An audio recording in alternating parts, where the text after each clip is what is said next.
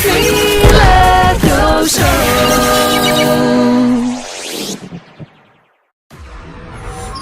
Što o našoj temi misli Charlie? Slušaš Charliev Stand Down Show. Divljaci na cesti.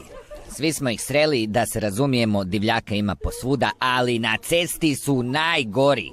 Ne znam što se dogodi ljudima kad uđu u auto, postanu najgora verzija sebe. A tada bi trebali biti najoprezniji. Inače sam dobar i pristojan, ali kad uđem u auto postanem najgore đubre. Evo, jučer se vozim i čovjek ispored ne uđe ispred mene, morao sam malo usporiti, niš strašno, i ja se počnem derat. Odi u debilu mutavi, idiote! I kažem, to ti je zbog auta. Zamisli da nemaš auto, hodaš cestom i neko ispored ne ušeće 5 metara ispred tebe i ti poludiš. Odi u debilu mutavi, idiote! Ko te učio hodat? To ni blizu nije moguće dok hodaš. Ali u autu podivljamo, obuzme nas bijes, posotonimo se. Gradske gužve su najgore. Vozim ja 120 slalom između automobila s trake na traku. Evo, odjednom jedan iza mene, nabija se, čeka da se maknem, pa me obiđe i nastavi vozit slalom 120. Mislim si, gle ovog divljaka, budalo, ubit ćeš nekog. Uvijek su ti drugi krivi. Uvijek. Jučer smo pričali o odgoju. Kako nije dobro djeci omogućiti sve, jer ko primijetio da su najgori na cesti baš ovi klinci sa bijesnim autima.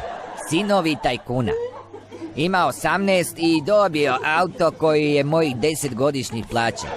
Uvijek slušamo o tim nekim sinovima tajkuna. Gaze sve pred sobom i zakon im ne može ništa. Bude 3 dana u zatvoru, a za nagradu tata mu kupi još brži auto. Oni kao smiju sve.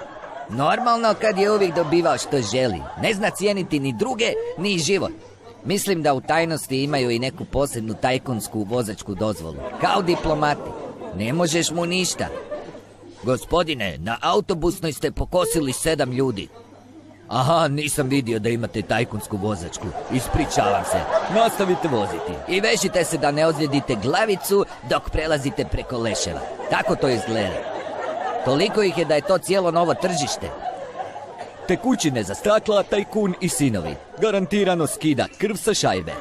Vi samo upalite brisače i gazite ljude bez brige da ćete uprljati šajbu.